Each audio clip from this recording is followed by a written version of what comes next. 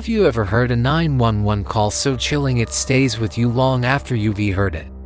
In the early hours of May 1, 2010, a young woman named Shannan Gilbert made such a call. It lasted over 20 minutes, and in it, you can hear her terror. "They're trying to kill me," she screams, running through the darkness of Oak Beach, a quiet, gated community on the south shore of Long Island. That desperate phone call would be the last time anyone heard from Shannan Gilbert alive. Her disappearance kicked off a massive search, one that would uncover something far more sinister than a single missing person case. This is the story of Shannan Gilbert, and how her tragic disappearance accidentally led police to the hunting ground of one of America's most notorious and elusive serial killers. The Long Island Serial Killer, or LISK. The search for Shannan wasn't just any missing persons investigation.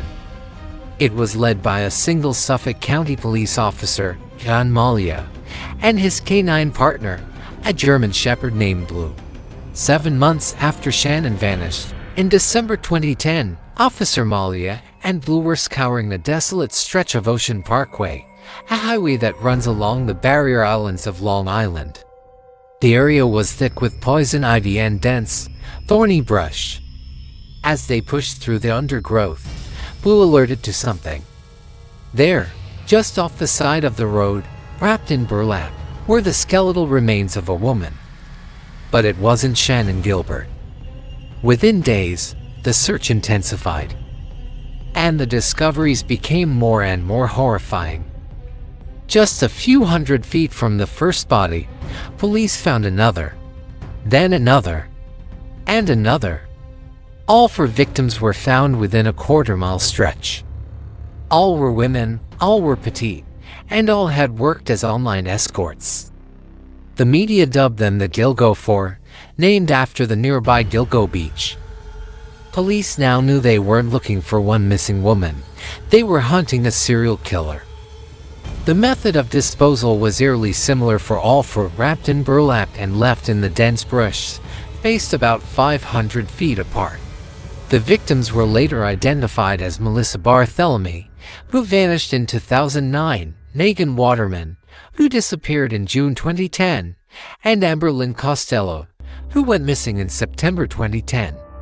The first victim found was Maureen Brainerd Barnes, who had been missing the longest, since 2007. The discovery of the Gilgo 4 sent shockwaves through the community and the nation. Who was this killer, preying on vulnerable women and using the isolated landscape of Long Island as a dumping ground? The investigation revealed a disturbing pattern. The killer often used the victims' own cell phones to taunt their families after they were gone. In one of the most chilling examples, the younger sister of Melissa Barthélemy received a series of cruel, tormenting calls from her sister's phone. The caller, a man, claimed to be Melissa's killer. These calls were traced to bustling, high-traffic areas like Times Square and Madison Square Garden, making it nearly impossible for police to pinpoint the suspect. The killer was smart, careful, and seemed to revel in the psychological torment he inflicted on the families of his victims. As the search expanded in the spring of 2011, the horror deepened.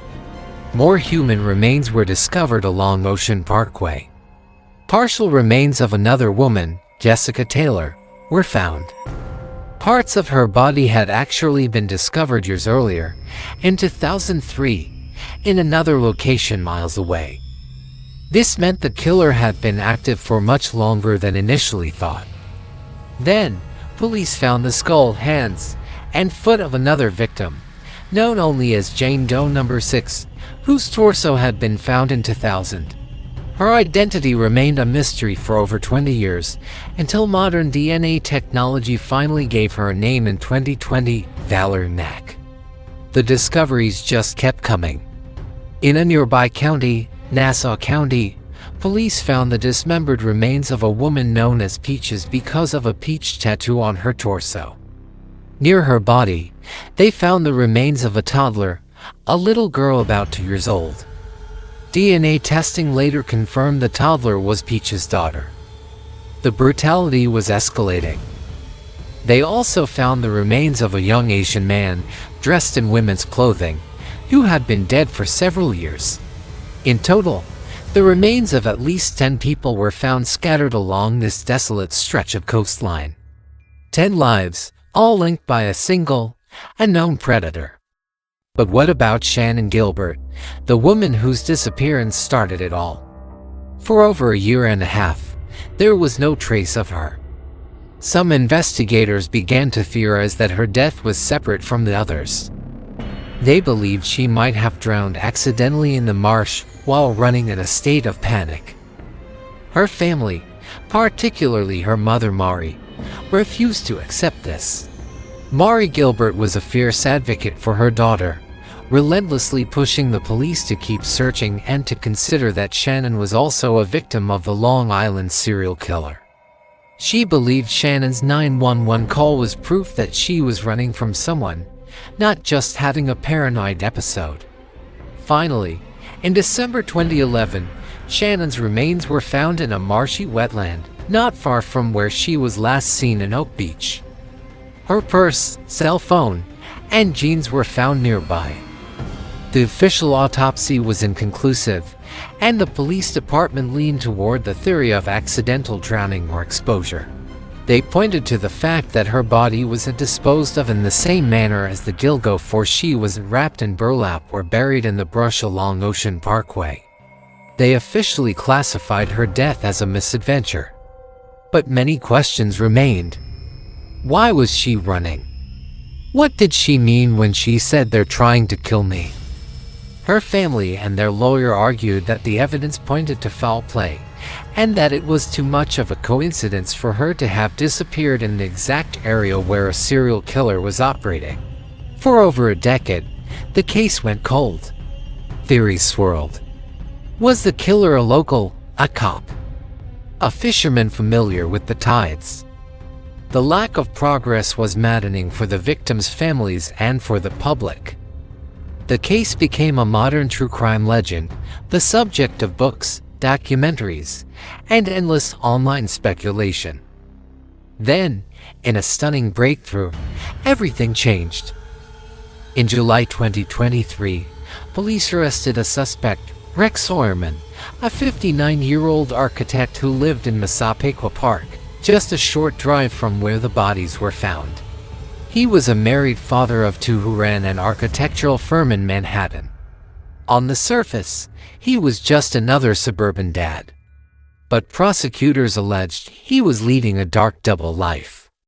The arrest was the result of a new task force that re-examined the evidence with fresh eyes and new technology.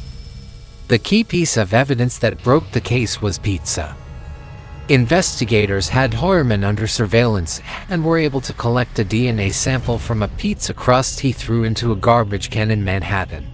They compared this DNA to a hair found on the burlap used to wrap one of the victims, Megan Waterman.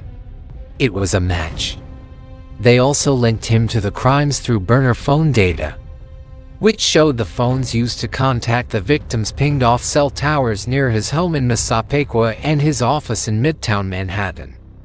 Furthermore, a witness in the Amber Costello case had described the client's vehicle, a first-generation Chevrolet Avalanche, which matched a car Heuermann owned at the time. Rex Heuermann was initially charged with the murders of 3 of the Gilgo for Melissa Barthélemy, Megan Waterman, and Amber Costello. He pleaded not guilty. In early 2024, he was also charged with the murder of the 4th woman, Maureen Brainerd Barnes. The evidence against him seemed to grow daily. Searches of his home uncovered a disturbing collection of over 200 firearms, and computer data revealed obsessive searches for information about the LISK investigation and the victims' families. He allegedly searched for terms like how DNA is destroyed by bleach, and kept up with every new development in the case he himself had created. But what about the other 6 victims, including Shannan Gilbert? As of now, Rex Heuermann has not been charged in connection with their deaths. The investigation is still ongoing. Police are working to determine if he is responsible for all the murders, or if another killer was also using the same stretch of Ocean Parkway. The case of Shannan Gilbert remains officially unresolved.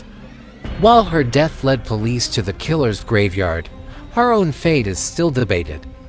Was she a victim of the same man who allegedly murdered the Gilgo Four? Or was her death a tragic, unrelated accident that just happened to uncover a decade of horror? The arrest of Rex Heuermann has brought some answers, but the full story of the Long Island serial killer may not yet be over. This dark chapter of American true crime is still being written.